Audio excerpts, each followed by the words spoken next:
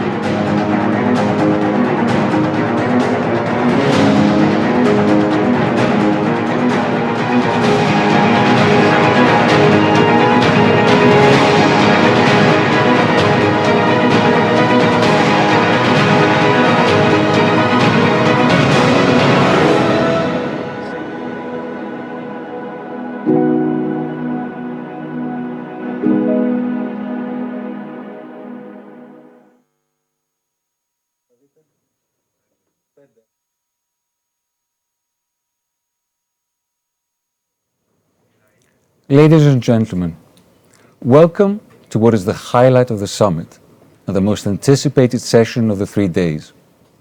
We at AmCham Greece are delighted to have with us tonight the Prime Minister of Greece, Mr. Kyriakos Mitsotakis, as well as 3 exceptional CEOs and a Vice President who represent approximately $130 billion in turnover and more than 500,000 employees.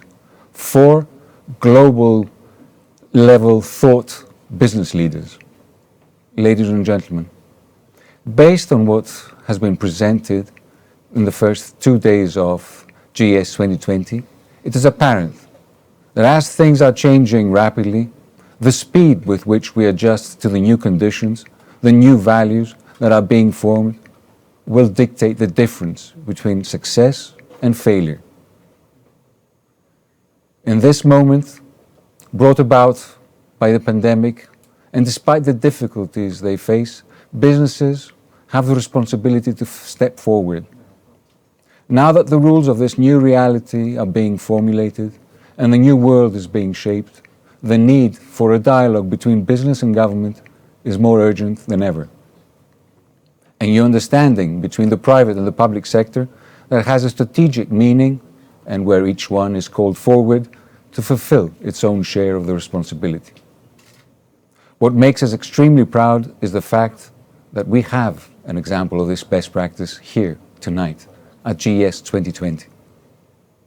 We are particularly thankful and honored to have with us the Prime Minister of Greece, who with his actions and in battling the pandemic has without doubt changed the way that Greece is viewed globally. We're joined by Mr. Myron Brilliant, Vice President of the US Chamber of Commerce, the world's largest business federation representing more than 3 million businesses. Mr. Albert Bourla, CEO of Pfizer. What else to say? The man of the hour. Mr. Andrei Kalazopoulos, CEO of Philip Morris, who is transforming the global enterprise. And last but not least, Mr. Punit Renjen, CEO of the professional services giant Deloitte. Mr. Prime Minister, esteemed CEOs, a warm welcome.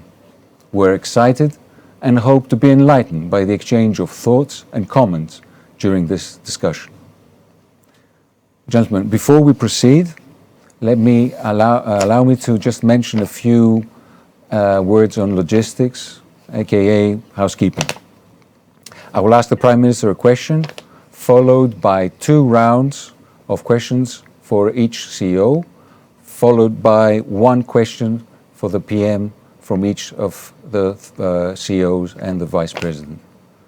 So the Prime Minister, please feel free to stop or comment at any point in time. So without further ado, Mr. Prime Minister, as I mentioned in my introduction, through your actions and in battling the pandemic, you managed to enhance the international image of Greece.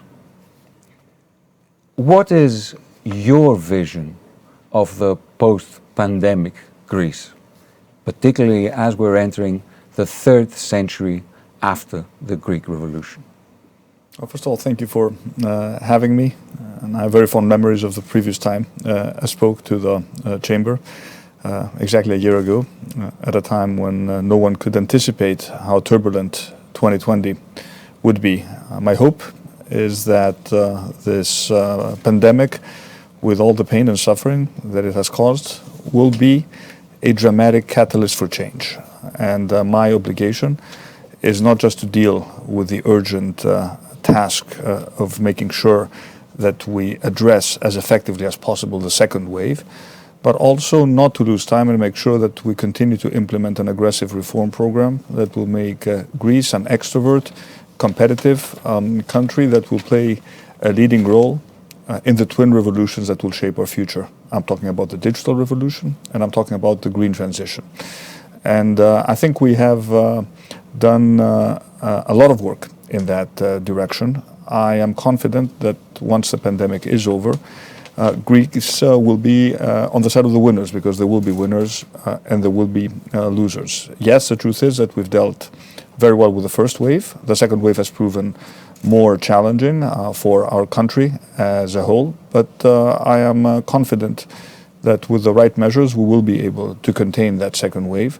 But at the same time, what is of critical importance to me is to make sure that we don't undermine the productive capacity, the potential of the country, because I do expect a very rapid recovery after the pandemic is over, and the pandemic will be over once we have vaccinated a significant proportion of our population and the global population, because this is not just a Greek problem, it's a global problem.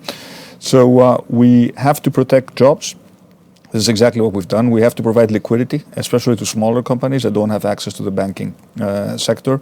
And at the same time, we have to create the right incentives for people to invest in Greece. Because you should have no doubt, and I'm sure that the business community is fully aware of what I'm saying, even in these difficult times of crisis, there are companies that are investing and are planning for the future. How will we do that? We need to reduce the tax burden. We've done so already. We need to reduce the taxation on labor, which is our big priority for 2021. We will reduce social security contributions cumulatively by 3.9%. We will scrap the solidarity surcharge. We will make taxation on labor much more competitive. And at the same time, you are fully aware of a very aggressive reform program we are pushing through in spite of the pandemic. For example, now, as we speak, there is a very important legislation in Parliament regarding land usage, absolutely critical, because we need to be disciplined in terms of where we build and what we build, if we can envision a sustainable future. Just one example of the numerous reform initiatives that we do intend to push through even more aggressively. I think the pandemic has made us all wiser in a way, fighting with a difficult crisis, looking at our strengths, looking at our weaknesses, and if anything, What I can tell you is that today I am significantly more committed to my reform agenda than maybe I was before the pandemic. I see the opportunity, I see the need. I'm aware that there is capital available, both from the private sector, but also from Europe through the Recovery Fund. And I don't intend to waste this opportunity, essentially to transform the country. And I think we need to think boldly in terms of the post-COVID challenges. We are not going to be timid, but at the same time, we're going to put forward an inclusive agenda where we will address a lot of the grievances which essentially were at the root cause of the crisis. Issues such as income inequality. How do you bridge the digital divide? How do you make sure that you reward the dignity of work, especially for those essential workers who we now realized how important they are, but maybe they've been invisible for a long time. So all these are important priorities, and as we are totally committed in addressing what is the urgent problem of the day, which is dealing with COVID, making sure that we save lives every day, but also we're fully aware of what is the important challenge for the next day, and we have to work on both these tracks simultaneously. Thank you, Mr. Prime Minister. And speaking on behalf of AmCham and in relation to information that we have from companies that are interested in investing in Greece, there is more and more interest coming our way. So you're doing a good job. We see it. I mean, we'll have a chance, I'm sure, to discuss specific business opportunities. But Greece is, it's on the radar screen. And my intention is to make sure that we punch above our weight. We have significant comparative advantages that we need to leverage, and not necessarily in sectors which are associated with Greece, for example, such as tourism. I'm sure when we'll talk with Albert, he will not just speak about the vaccine. He is indeed the man of the moment, and we're tremendously proud to have a Greek CEO leading a company that is at the forefront of finding a solution to a huge problem. But he'll also speak about how Pfizer had decided, even before the pandemic, to set up a big data analytics and R&D center in Greece. And it's not the only company that is realizing that beyond the sea and the sun and the renewable energy, what this country has to offer is incredible people.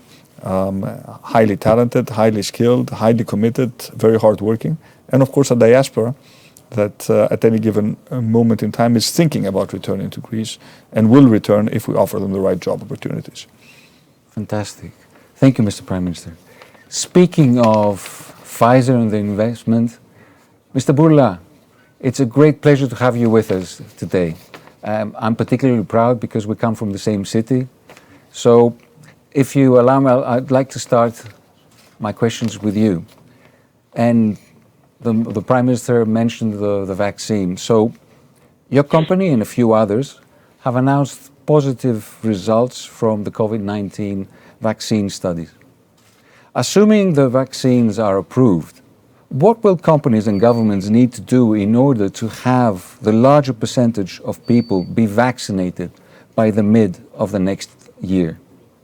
And could Greece possibly be among the countries to produce the vaccine?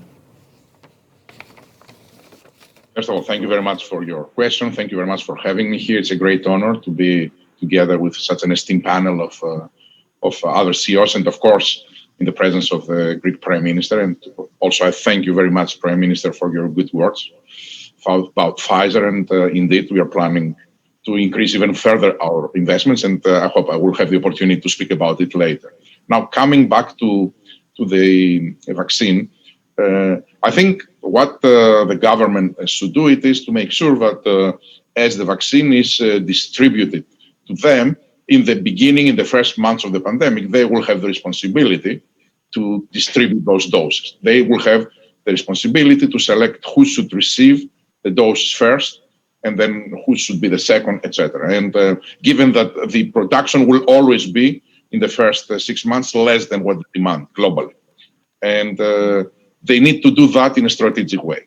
And they need to make sure that they listen to the experts and that they are utilizing the vaccine in the way that they can minimize as quick as possible the burden population. For example, many governments are thinking that they will start with the healthcare workers, or many governments are thinking that they will start with the people that are senior and they are living in nursing homes. Everybody depends on the specific needs of the country. They will need to make sure that they design a plan that will minimize the impact. And let's not forget, even if we vaccinate a relatively small percent of the population in the beginning, we can have a very large impact, because a very small percentage of the total population contributes disproportionately to the severe cases and deaths. So if we vaccinate this part of the population in the beginning, we should be able, without developing herd immunity, to see dramatic drop in those indexes, which will allow to provide more confidence to open the economy. So that's the first thing. The second thing I would say it is that the government needs to make sure that given the pressure, open the economy, should not make the mistake, because now we have a vaccine, let's relax immediately the other measures. I think it will be important that they will use the vaccine as one tool in controlling this disease. Undeniable, it's going to be likely the most effective, most permanent impact, but there will be one of them in the beginning. And the time that we'll have to go back, we can go back to normality is not far away, but definitely is not now. So let's make sure that we don't do this mistake. And on your last question, which is if we can produce it either in Greece or in other places, it is indeed a problem, manufacturing. And it is a problem in the sense that we are living a situation that something which is very new, so we didn't have an existing manufacturing line for a vaccine like that, will be required in such global demand that it is impossible to meet. So we are doing right now everything we can to increase the manufacturing capacity that we have. But the challenge is that we need to increase it in the next few months. I feel very comfortable that by the end of 2021, for example, we'll have more doses than the world needs. But right now, we are going to have in the first months the supply. So the solution is not to try to do something from scratch, because it takes a lot of time and very specialized manufacturing technology to be able to produce an mRNA vaccine, for example, which is in our case. So right now, I believe that our focus is in the big facilities that we have engaged, how we can incorporate additional investments, how we make sure that the suppliers can provide to us enough products so that we can increase the demand, the production. Thank you so much. Speaking of investments, Mr. Prime Minister, and reforms, it has been extremely important for Greece to exit the 301 list of the Department of Trade of the United States, paving the way for more investment. And I think this was one step just before Microsoft announced its 500 million investment in data centers in Athens. So following this line of thinking, I'd like to ask Mr. Kalatzopoulos, illegal smuggling and illicit trade are the biggest problems globally for your industry. How would PMI assist Greece to tackle this problem? First of all, good evening and thank you for having me. And thank you particularly to the Prime Minister. And as Mr. Bakatsello said, congratulations for the way the government has handled the COVID crisis. I think it's remarkable for Greece, and I was personally surprised both about the measures of the government and the discipline of our compatriots. I have to say, of course, COVID is the most important thing just now, but illicit trade in this broad term, and I hope we will not have this problem with the COVID vaccine. I think Mr. Burla is very much aware that there is danger that we have fake products running around, and they have to be very vigilant. Now, if there's anything to learn from cigarettes, clearly it requires an enormous cooperation between the government, and the companies to track and trace all these products. It requires the appropriate legal frameworks, because very often when we seize contraband products, there is very little punishment. But the most important thing is change the legislation, train the customs officers, including in the most, unfortunately, modern tools, because organized crime today uses a lot of digital and internet tools. And clearly, as a company, we are willing to invest in this area, help the governments, give them the appropriate equipment where it is possible legally, and continue the cooperation with the customs and the rest of the authorities to minimize to the absolute possible this very important problem, because we need to understand that it's not about just a few cheap cigarettes. Organized crime and illicit trade have many forms, from human trafficking to weapons to terrorism, and they're all financed the same way, operate the same way. So learning from a sector where we have many years of experience, I guess it can be applied to many other areas. Thank you so much.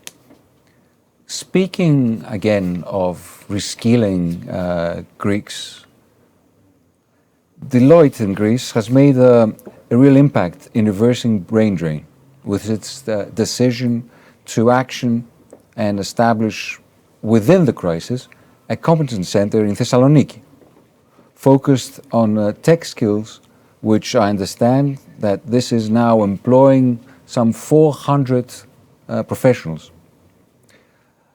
Mr. Renjen, what were the challenges and the lessons you learned in establishing and running your competence center during the last couple of years? And what are your plans going forward? First, thank you again for having me, and it's great to be with this very distinguished panel. Prime Minister, let me add my congratulations as well. In reading up, preparing for this, it's impressive what you have done in Greece. And as the other panelists have said, it's really wonderful to be with you. Albert, congratulations. You are the man of the hour. So really wonderful to see what Pfizer and the others are doing around vaccines. We've been in Greece for 50 years, and we are a purpose-driven organization. We are committed to serving our clients with distinction, taking care of our people, but also giving back to the communities that we live and work in. And we are a people-driven organization, so we are always in search for the best talent. 2 years ago, counterintuitively, we decided to invest in Greece, as you said, to build a competency center focused on some of the technology-enabled skill sets that are critical in this economy. And it's been a remarkable success. I have to compliment the government for the incentive and for the encouragement that they've given us. But it's been a remarkable success, not only for Greece, but also for its ability to serve beyond the borders of Greece. And the Prime Minister is absolutely right.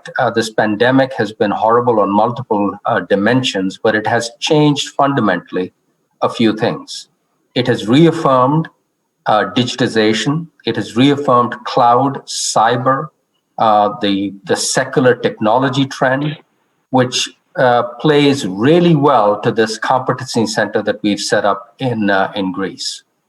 And our plans are to grow it in a meaningful way in the next couple of years. I expect that we'll potentially double it in size. And I think it's a great magnet for the points that the Prime Minister made, which is attracting the best talent, maybe even attracting back Greeks to come and work and contribute in this new environment where digitization, cloud, cyber, some of the skill sets that embody the center are so critically important. Thank you. The last question of the first round goes to Mr. Brilliant, our partner in the US, the US Chamber of Commerce. On the 20th of January, the new administration will be sworn in. What will the Biden administration mean for US-Greece and US-EU relations? Well, thank you for having me here, Nico. And of course, AmCham Greece should be congratulated for having its 31st annual summit, and we're so proud at the Chamber to be a part of it. Prime Minister, I am the Executive Vice President of the U.S. Chamber in charge of the international program. It's the largest of any kind in the world today, and we're in over 50 countries through activities directly. And of course, we're so proud of our partnerships with the American chambers, including in Greece. And not too long ago, Nico and I were together with the Egyptians and others talking about the Eastern Mediterranean Gulf and the drive for energy revolution that could really change the lives of the people in your country and in the other countries affected by the fines there. Let me just take a couple moments first to tell you that personally, I was supposed to be in Greece in April with my daughter, who's 21 years old. My first name is Myron. It's a Greek name. My father's a very famous Greek historian.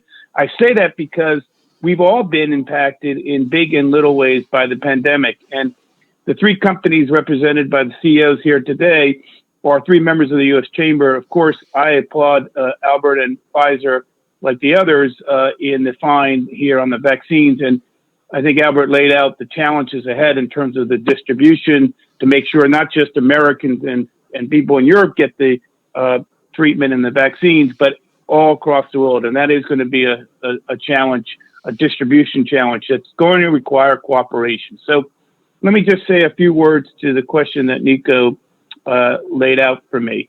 I believe that, that the incoming administration, Joe Biden is someone known to many of us. He's been around Washington a long time, and his team is well known. Tony Blinken and I did an interview not more than 2 months ago in which he laid out very clearly the strong belief of the president in reshoring or strengthening the alliance with Europe. And here, I think Greece is very much in the thick of it because, Prime Minister, you should be applauded for the kinds of economic structural reforms that you are undertaking. You heard Pfizer talk about the work they're doing in your country. Andre could echo that as well. And I can tell you that I'm very proud of what Microsoft is also investing in your country. And of course, to me, not just in the energy field, but in the technology field where you're catching up, there is so much here that presents an opportunity for Greece in working with U.S. companies. But the picture of where I think the Biden team and the Biden administration will go is in three buckets. First, strengthening not only our alliances with Europe in key places, but also thinking about the multilateral institutions. Yes, we need to be in the WHO. Let's be absolutely clear. We pushed back against President Trump on this issue. We need reform of the WHO, but we should be there. Two, of course, the WTO and the importance of renewing a commitment to working with the Europeans in the WTO agenda. And three, of course, the Paris Climate Accord. And I think you will find industry is united that we need to work together on sustainability goals. Now, there are opportunities. And my second point is on the EU-US front. We've got to get some early wins. There are trade irritants like the Airbus-Boeing dispute. There are other issues like the 232 steel aluminum tariffs. We need to take those out. Those trade irritants divide us and do not unite us in the ways that we need to work together with our friends in Europe. And we need to take those threats off, and I believe the incoming administration will do that.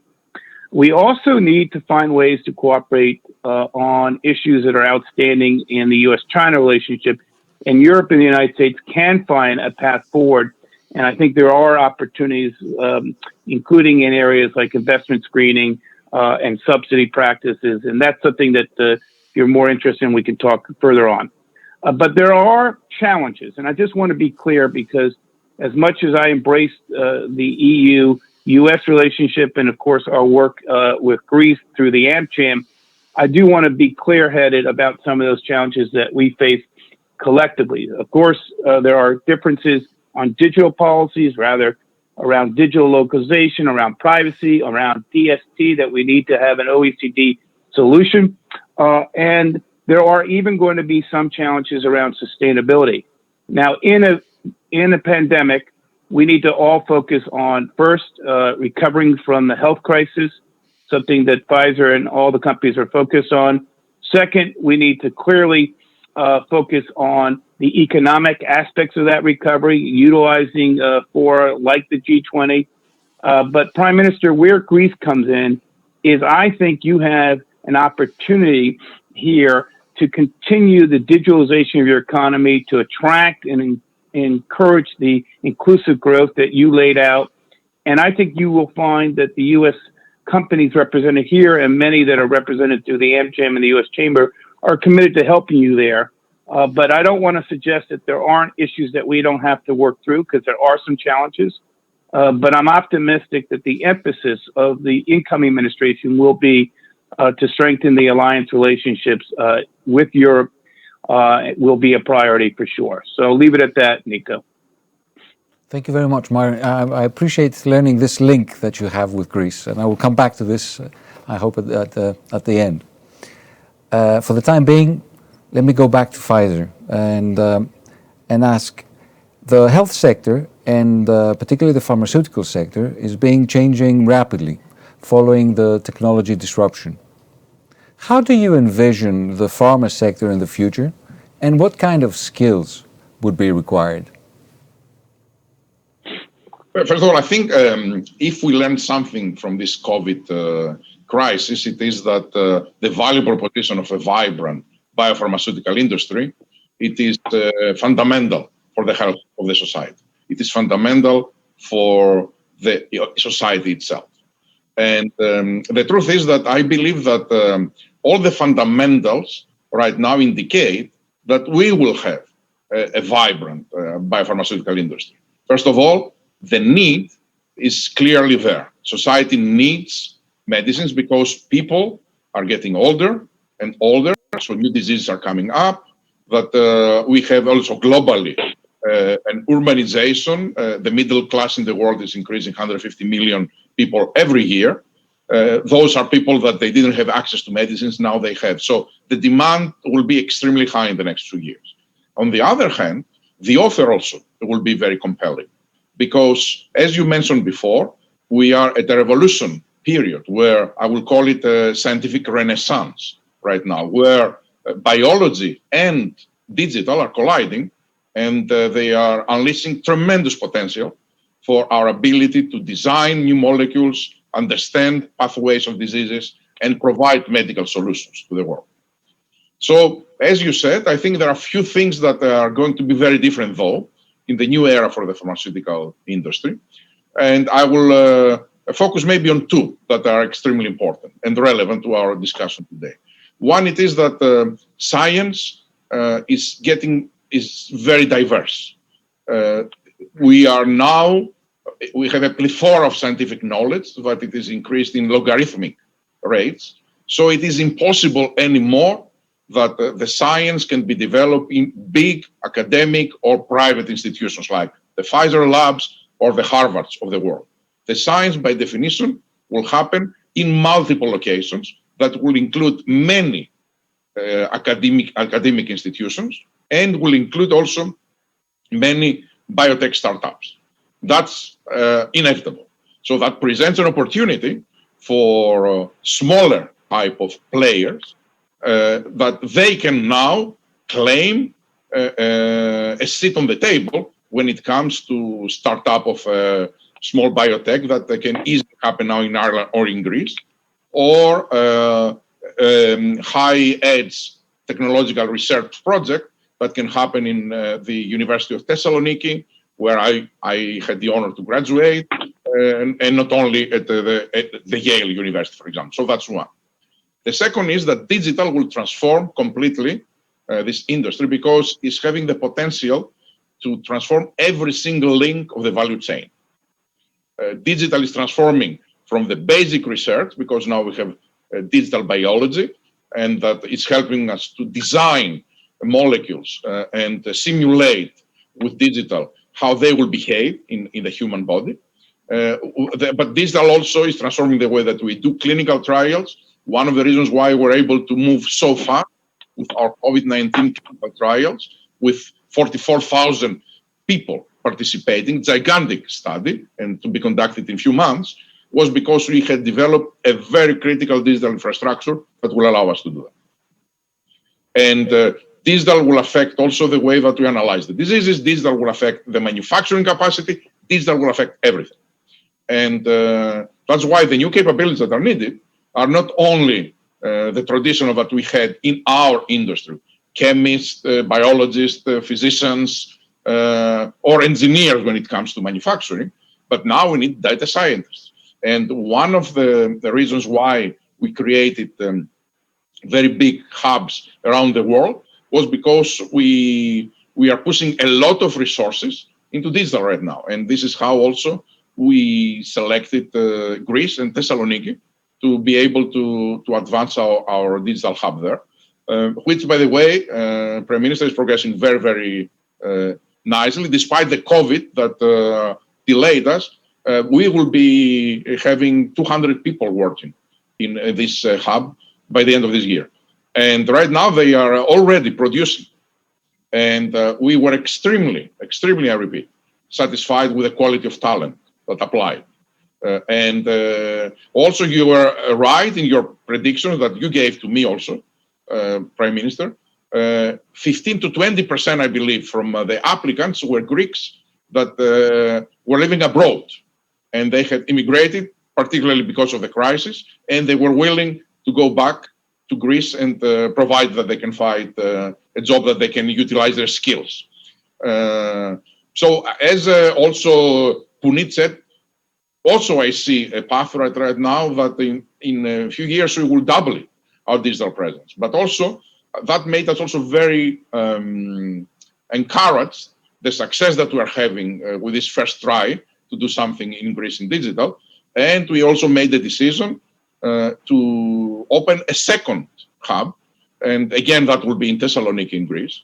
That will be a hub that will this time utilize search services. That will be professional services, but for internal reasons, for Pfizer. That will be from economical services, that will be from human resource services, that will be from call centers.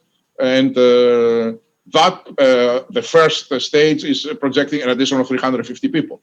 So, you know, suddenly in a city like Thessaloniki, we are having a plan of 600 people with the possibility to double it. And this is happening because we are investing in new technologies.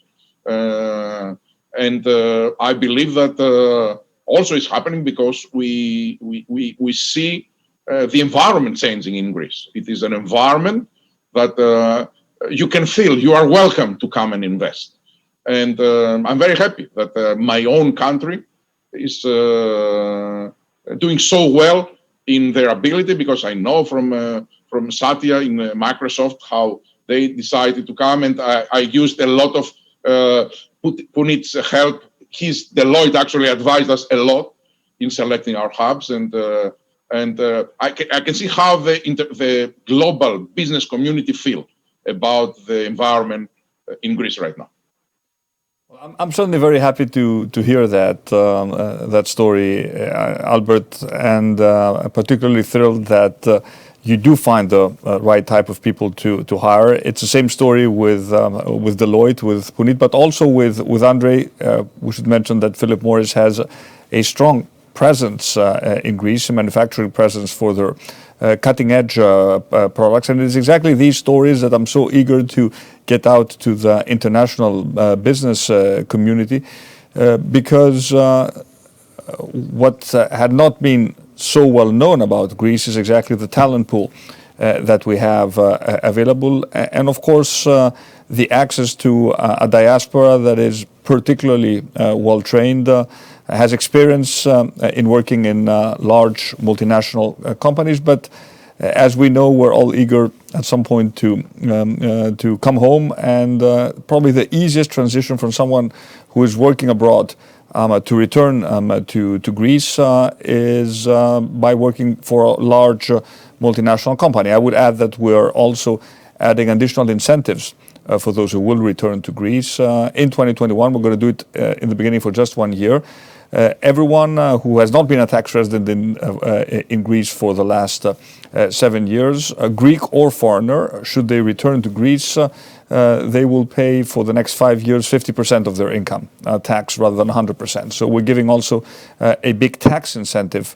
I know it's not the most important thing. There are other reasons why someone will return, but we really want to make a credible case to the Greek diaspora that there are now opportunities in Greece, and the more the story is known and the more you talk about your positive experience in Greece, I think the more companies will come either to set up production in Greece, as Philip Morris has done, cutting edge R&D, or shared services. We are a natural hub for companies that want to service the region, super connected, super safe, with lots of incentives. So even for shared services, back office work that can be done in Greece to cover other skill sets, this is also a very interesting proposition for foreign companies. And wonderful time zone for Greece for global services, because you are having equal in the middle between the Asia and Asia and the United States, which is a very big deal. And very good connectivity also when it comes to the Gulf, Africa. That is also quite important, and of course Europe. Yeah. At the crossroads of 3 continents, Greece is changing, and thanks to Pfizer and Deloitte, Thessaloniki in particular is being converted into a digital epicenter for our country. Speaking of transformations, and speaking of Philip Morris, as you mentioned before, Mr. Prime Minister, Ms. Kalajopoulou, how do you envision PMI to be in the future? And what other sectors would Philip Morris International be looking into investing? Well, let's start from the beginning. There are 1 billion people who smoke in the world today. And we all know smoking causes disease and premature deaths. So I think the mission in front of us is for the people who would not otherwise stop, offer them products that are vastly less risky than cigarettes. And the problem in cigarettes is the fact that we burn organic matter, the tobacco. Nicotine is addictive, but is not really the disease cause of cigarettes. So we have developed a portfolio of products that either use tobacco or liquids that are more known, that all have a common denominator, absence of burning, of combustion, and they all reduce the toxicity of the smoke very substantially. And our leading product was authorized as a modified risk tobacco product by the US FDA 4 months ago. So we are investing clearly in this domain, and our objective is to replace cigarettes completely and phase them out as soon as possible. For that, clearly, there is a lot of work to be done. I think we have developed the products. We've done the scientific substantiation with preclinical and clinical trials. But the biggest work in front of us is have the right regulatory frameworks and then convince consumers. And for that, I'm very grateful because Greece is at the forefront of adopting specific regulations for these products that encourage the innovation and encourage consumers to switch whilst maintaining strict controls, obviously, over these products, especially regarding youth use. So I think for anything we try to improve, the key is to convince consumers. And to convince them, you need to explain first what the problem is. I said the problem is combustion. The second is to give them possible alternatives, like in energy. We provide green energy, is not zero risk. It has not zero impact, but is better than burning fossil fuels. The third is clearly have the right regulatory framework to incentivize people to move. And fourth is companies have to make the commercial investment and effort to work with the consumers. And that requires public and private sector collaboration. So obviously, like everybody else, digital is at the front right and center of what we do, and we're all learning how to apply it. We still manufacture a lot of physical goods, but digitalization, especially as you have products that have electronics, is very important to accompany consumers during their journey. Also to know if they'll fall back to cigarettes for our case, and analyze consumer behavior so we can service them better. So I think that's the effort of the company. And obviously the objective we have is not only to be depending on nicotine or alkaloids, but as we have consumer data, we can offer them other products and services in the future. But the priority is clearly to replace cigarettes. Now, coming to Greece, Papastratos, which is the Greek affiliate of Philip Morris, has been in Greece for 90 years. So it's part of the economic and social fabric of the company, of the country, I'm sorry. And yes, we have invested in physical facilities. And actually, we had the last investment we made started in 2017 when we converted the entire cigarette factory into a 100% reduced risk product or smoke-free products facility that exports in 6 countries. And as our product IQOS grows, obviously the possibilities in the factory grow. And we're very pleased with the performance because it's a very complex product to produce, both in terms of quality, controls, and also efficiency of the production facility. And I will echo what everybody else said. Greece has a fantastic workforce, well-educated, skilled, and very street smart, which not everybody has. Clearly, and I think the Prime Minister and the government are moving in the right direction. For all investment, you need stability, you need predictability, and, an increasingly professional administration and institutions, and no red tape. And I know it's a vast program, and I hope we will make good progress as we move. But and also appreciate the fact that we don't only look at physical investment or brick and mortar in Greece, but we are moving now in the direction of using the skills and the abilities we have to be at the forefront of the digital part. And I think the green transition, I'm wondering why we have not done it so far. So I think time has to move there.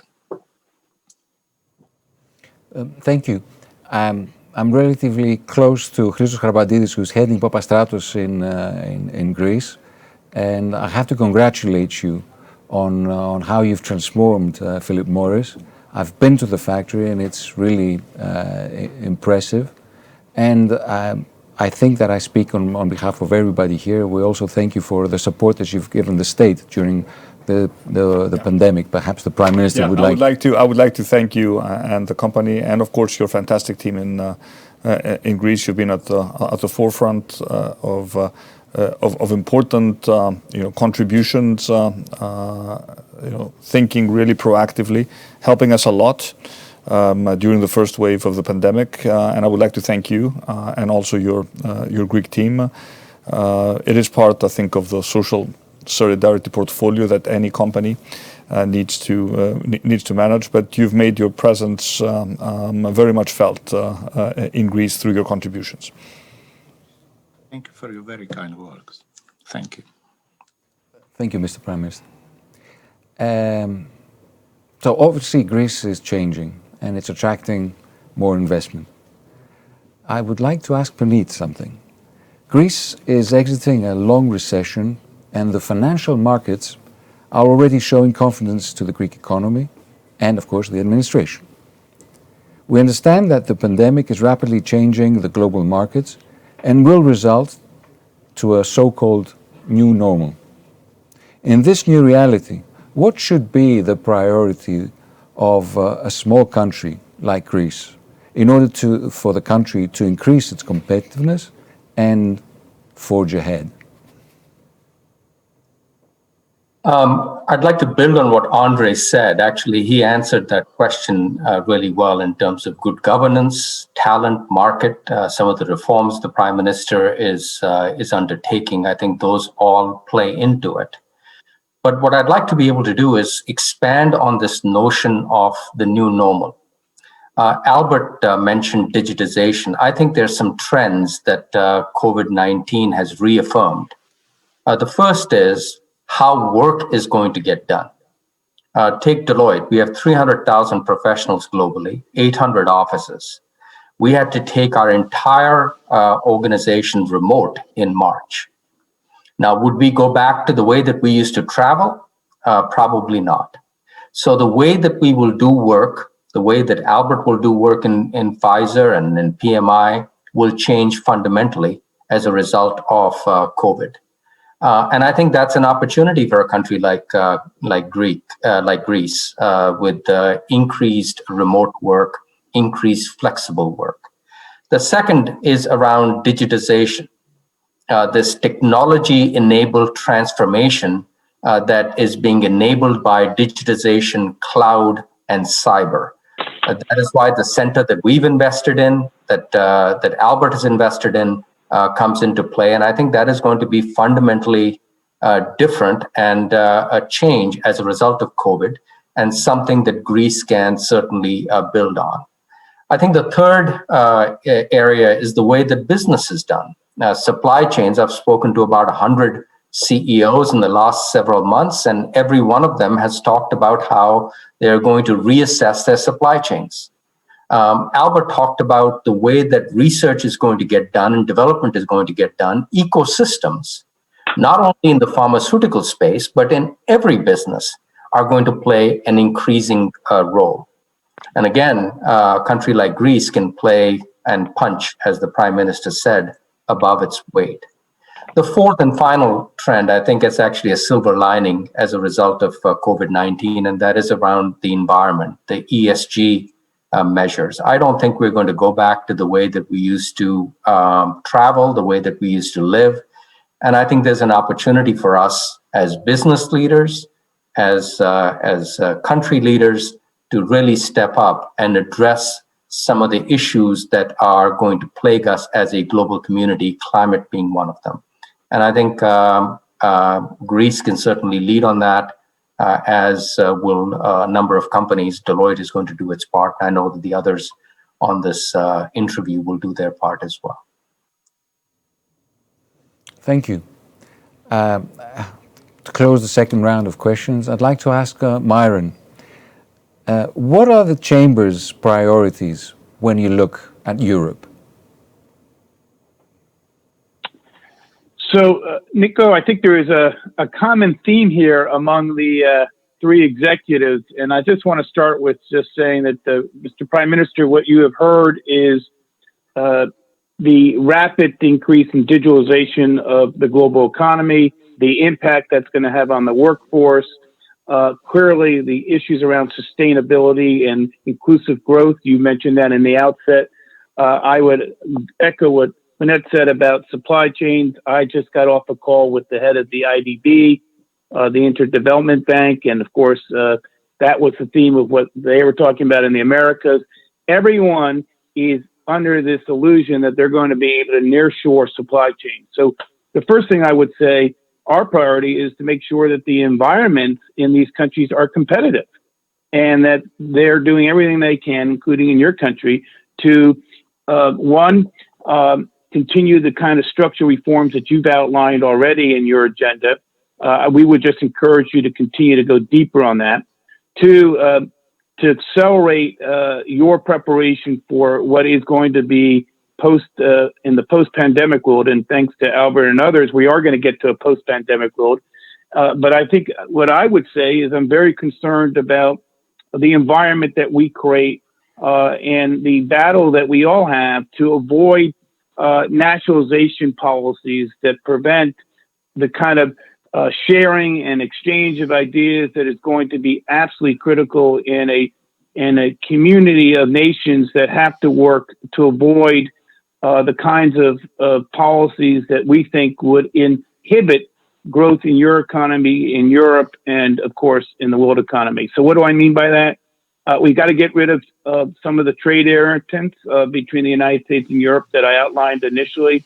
I mentioned already things like the Airbus-Boeing dispute. I would add the 232 tariffs that the United States has imposed on Europe, or I think are counterproductive to building the kind of alliances. 7 years ago, I was an advocate with President Obama's team for the Transatlantic Trade and Investment Partnership, TTIP. Now, that didn't work, but we need to be thinking about how we strengthen our trade ties and remove ourselves from the disputes and the irritants that have prevented Europe and the United States to fulfill the prospects of growth in our already strong transatlantic relationship. So that's one.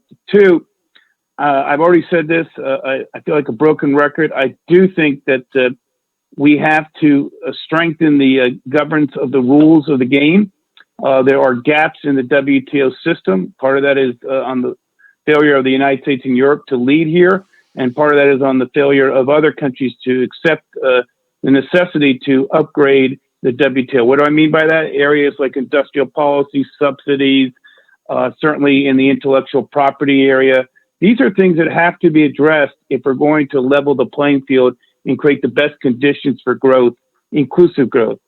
I also believe that we have to recognize in this regard that climate is not an issue that can be in isolation. We all believe in sustainability and the opportunities that it provides in commerce, but frankly, we've got to agree on what that means. We got to agree on what the rules of the game are going to be, and they can't be discriminatory in nature. And this is an area where we still have a lot of work to do. And finally, I would just say that since we focus so much on digital issues, I just really believe that we have to define what that means when it comes to data privacy, when it comes to taxes, when it comes to e-commerce, when it comes to the nexus between national security and commerce that we see in the U.S.-China debate.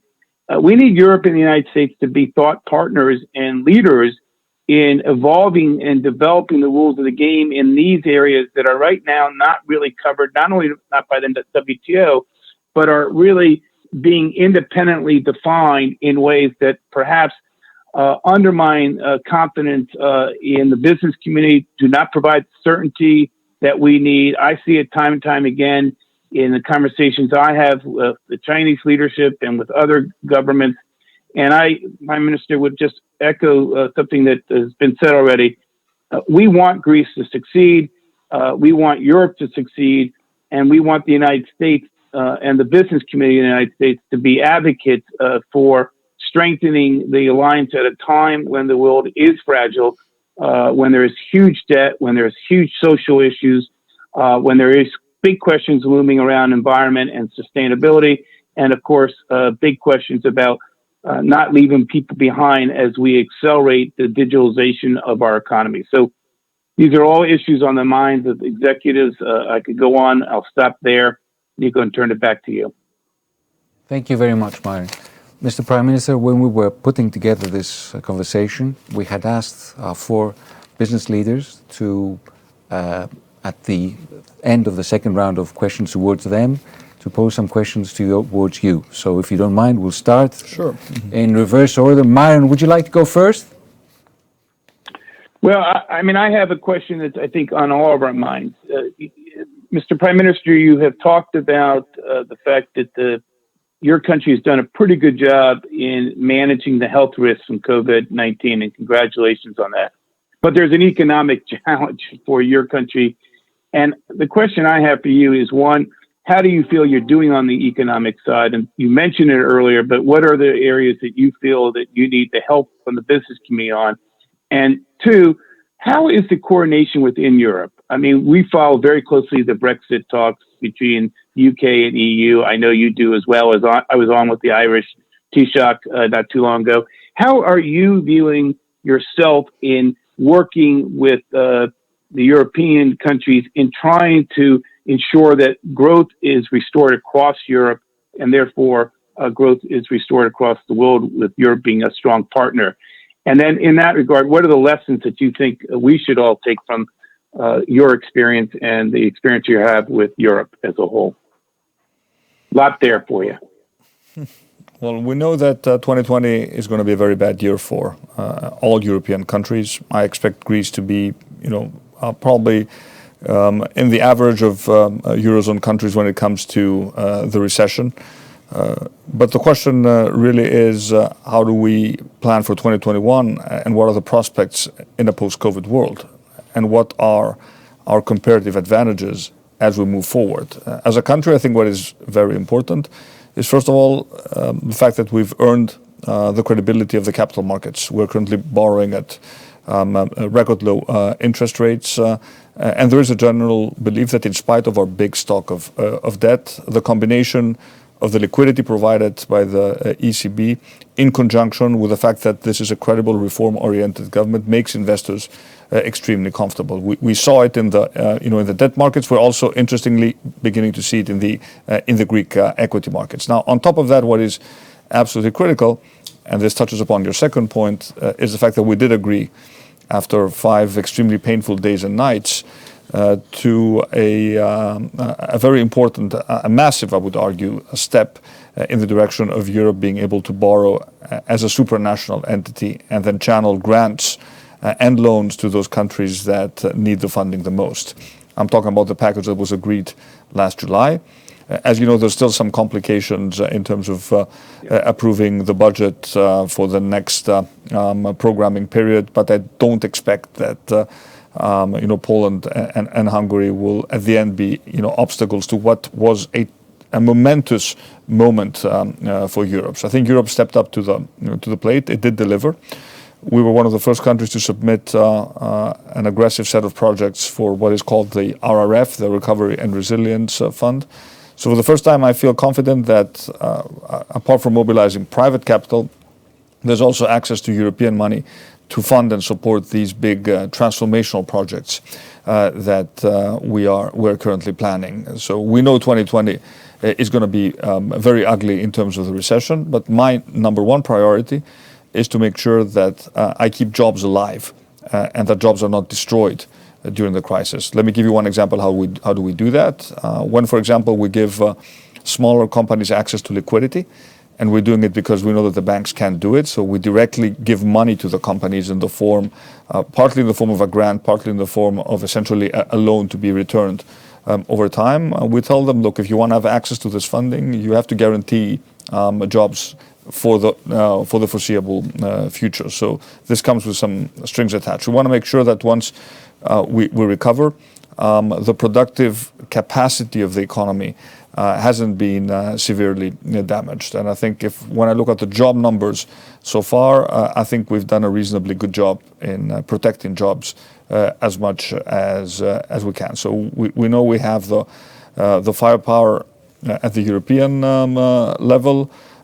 We are significantly progressing when it comes to cleaning up the banks and the non-performing loans within the banks, taking some important decisions along the lines. But this is also a project that is moving in the right direction. So if we manage to address the 3 main strategic tasks that were outstanding when we took over the country, the first is change our fiscal policy. This was a necessity in the post-COVID world. We're all encouraged, and we are spending more, but we need to spend smartly. Making sure we address the supply side of the economy through real and meaningful structural reforms, all the issues we touched upon, while at the same time cleaning up the banking system. I think we probably have addressed the main challenges that will allow the next decade to be significantly better than the previous one, which, as you know, was pretty traumatic for Greece overall. Thank you, Mr. Prime Minister. Thank you, Myron. Punit, would you like to go next, please? But gentlemen, please feel free to jump in and ask the Prime Minister. Prime Minister, you've heard all of us talk about the post-COVID new normal, and some of us outlined the 3 or 4 things that will change the way work is done, the way business is conducted. Assume that you agree with that. but you also talked about Greece punching above its weight. So in this new normal, what specifically would Greece do to punch above its weight?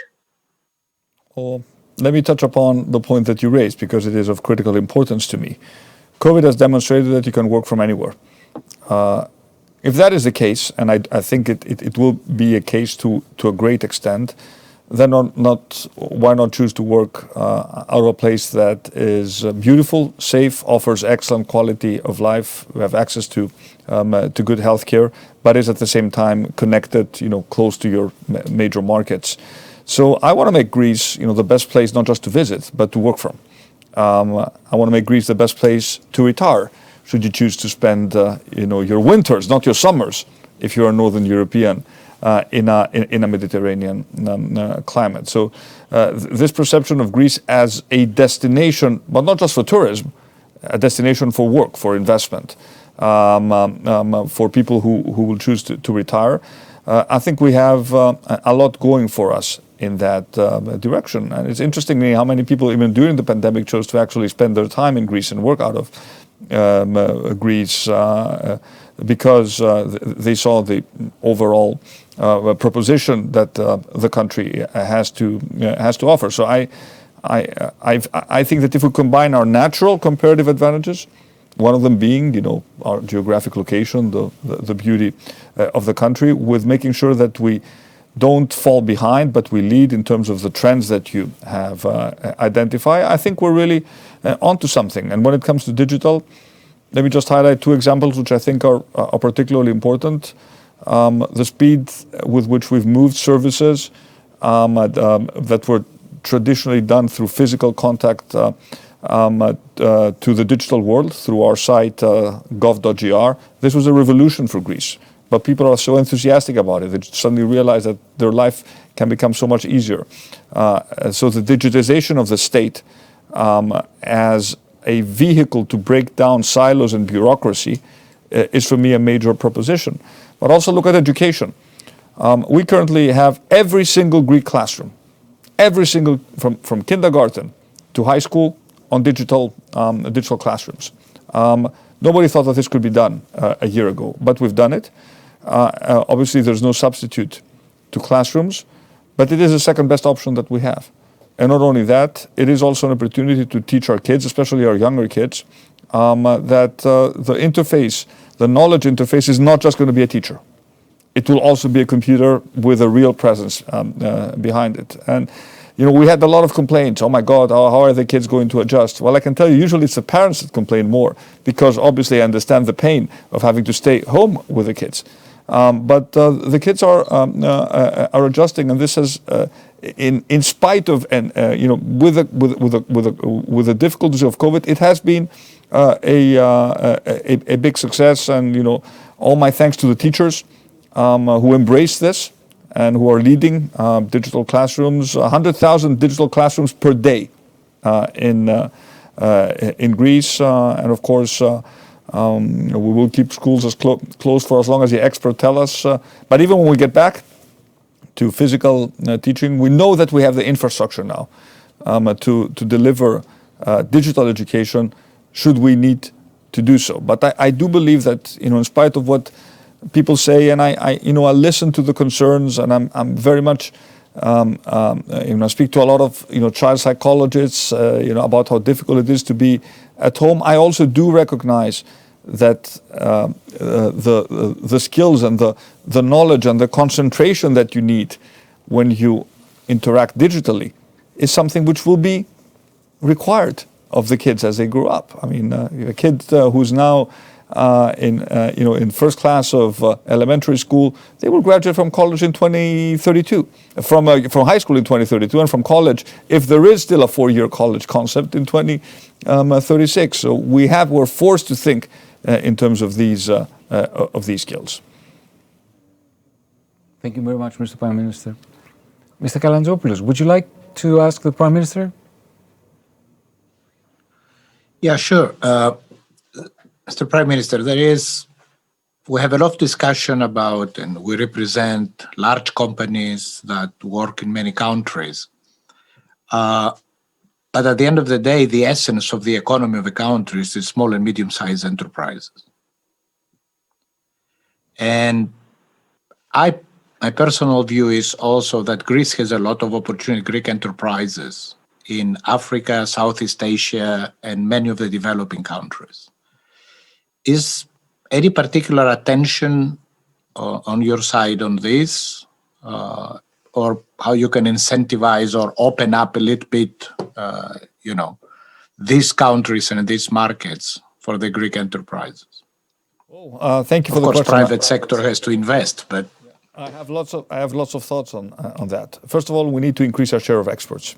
That is, one of our key goals. Goods and services. We need a much more open economy, and I do need to point out that manufacturing has a role to play in Greece. You know it quite well because you're producing cutting-edge products in Greece. So this is not just a service-oriented economy, and a lot of Greek companies, manufacturing companies, have become much more resilient during the crisis. And actually, we managed to increase our exports during the pandemic in absolute numbers, which means that there's a base upon which we can build. We have completely redesigned our foreign economic diplomacy on two fronts. First of all, encouraging companies to invest in Greece. We mentioned, the Microsoft project, the Volkswagen project, where we're taking an island, the island of Astypalea, and converting it into an electric mobility island from scratch, making sure we look at all aspects of the way the island is functioning. But we also want to encourage Greek companies to move abroad and not just export, but establish a presence. We were very present, as you know, in the Balkans. We suffered a decade of retrenchment, but now we're very active again. It's our natural neighborhood. But I see also opportunities. I see huge opportunities in Africa, especially Eastern Africa. Africa is an unexplored continent for us. We're going to be putting a lot of work in making sure we open up economic channels to Africa, but also the Middle East. We have just signed a strategic partnership with the United Arab Emirates.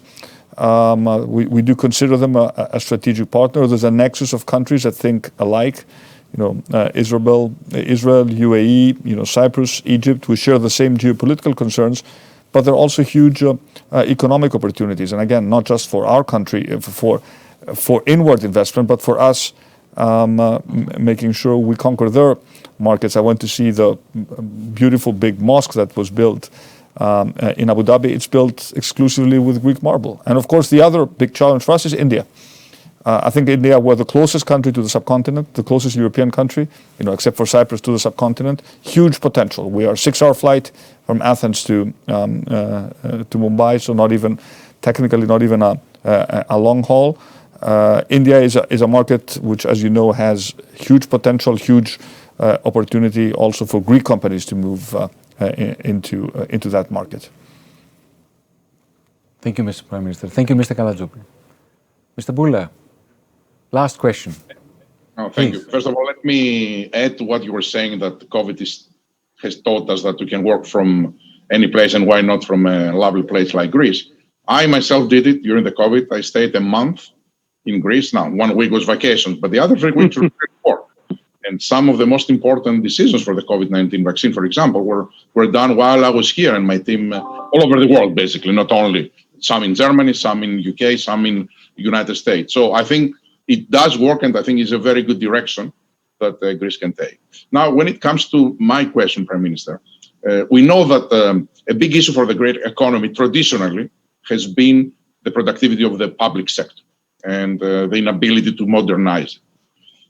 And this is important not only because it costs a lot of money to the taxpayers, but also because it can affect the productivity of the private sector, because the bureaucracy can many times be the brake to people that would like to move faster and smarter in terms of investing. What is your assessment about where the Greek public sector is right now in terms of modernization, and how optimistic you are, or what do you plan to do to make it better? When we took over the government, Albert, we looked at the Doing Business Index. We were very practical. We said, where are the big challenges, and how do we need to work to improve our ranking. But these are real changes. This is not just a marketing trick. So we identified various areas. The first is, I already spoke about digital connectivity.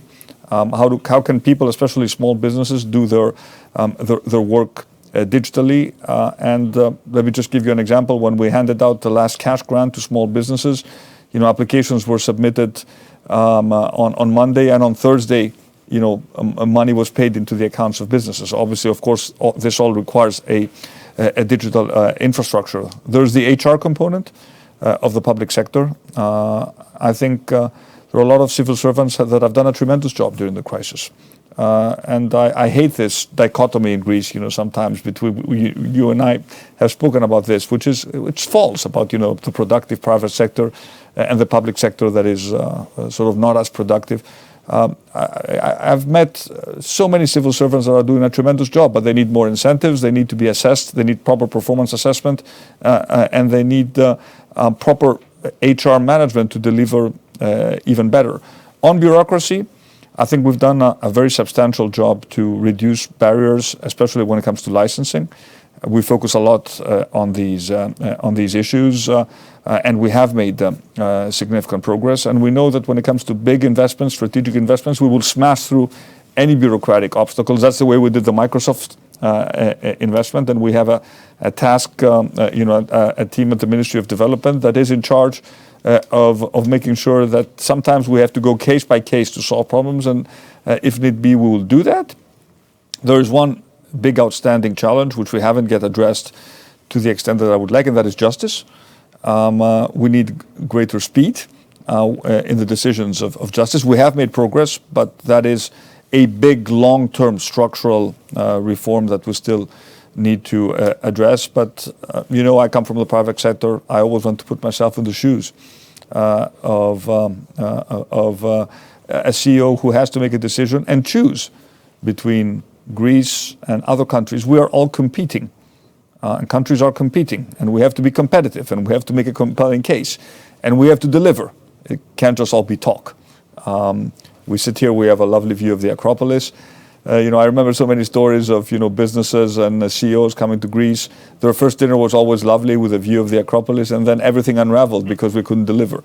So I'm very much focused on delivering results, and the more success stories we have, and the more we have you personally, your panel, but the wonderful panel that we have, telling the story of a country that is changing, the more momentum we will create, but the more pressure on us to move even faster. As I said in the introduction, COVID has only made me more convinced that we need to double down on reforms. So if people think that we'll push on the brake pedal, they're wrong. We will push on the accelerator pedal much faster to deliver the changes that this country needs. Thank you, Mr. Prime Minister. Thank you, Mr. Bourla. I think this closes... Can I jump in for one quick thing? Just one quick thing. Prime Minister, I just want to make two quick suggestions. One is, look, you've got a compelling story that you're building on. I think you need to go out and tell that story. Obviously, COVID is a more difficult environment. We're using virtual. But, obviously, we will encourage you to use our network in the United States, which includes not only the businesses, but 3,000 chambers and 1,100 trade associations. If we can help you get your story out, we'll do that as part of your narrative. The second point, though, is I do think you need to be very clear what those incentives are. We talked about regulatory issues, we talked about digitalization, but one of the things we have not talked about is just the kind of incentives that you're trying to provide in different sectors of the economy to encourage investment. We've talked about 2 or 3 investments in particular, but I would encourage that story to get out as well. Oh, I could talk a lot about that. It would take up much more of our time, but I know. We will make it absolutely clear to your members. Plus, let me just conclude by saying 2021 is going to be an important year for Greece. As you know, we're celebrating the bicentennial of the Greek Revolution, and hopefully, at some point in 2021, we'll get done with COVID, and it will be an opportunity for us to reintroduce Greece to the world but not the Greece they sort of remember from their history books, but a modern, vibrant, confident country that relishes on taking on the challenges of the future. So thank you for the offer. I'll make sure I follow up on it. Thank you both. I think this brings our discussion, which was indeed the highlight of the summit, to a close. I'd like to thank everybody. I'd like to thank you, Mr. Prime Minister. I'd like to thank you for your leadership of the country during the pandemic, and for having a plan and also a conviction to follow the plan and modernize and reintroduce Greece. Thank you. I'd like to thank all of you. I'd like to thank you, Myron, for your friendship and your partnership at the US Chamber. And we might take you up on what you said about perhaps setting up a Greek-US summit, business summit, when perhaps the Prime Minister comes to Washington for a visit. And I'd also like to thank Punit, Mr. Kalatzopoulos, and Mr. Bourla for trusting and investing in Greece, particularly Mr. Kalatzopoulos and Mr. Bourla make us extremely proud, being Greeks, leading these global giants. We're really proud and very thankful to have you with us today. Mr. Prime Minister, you know that Greeks have this knack. They always try to find something Greek, some Greekness in whatever we come across. So I was thinking of how we could link Greece to our four panelists, and I didn't know about Myron's link, the name Myron and also his father's relation to Greece. We have two Greeks, and then I was thinking of how we would link Punit. And then the head of Deloitte in Greece told me that Alexander the Great had reached the part where in India, the part where Punit comes from. So there's something to link Greece with everybody. Thank you all. This has been tremendous, and this brings the second day of the summit to a close. Thank you all for being with us, and look forward to seeing you tomorrow at the summit. Have a great night. Stay safe. Thank you.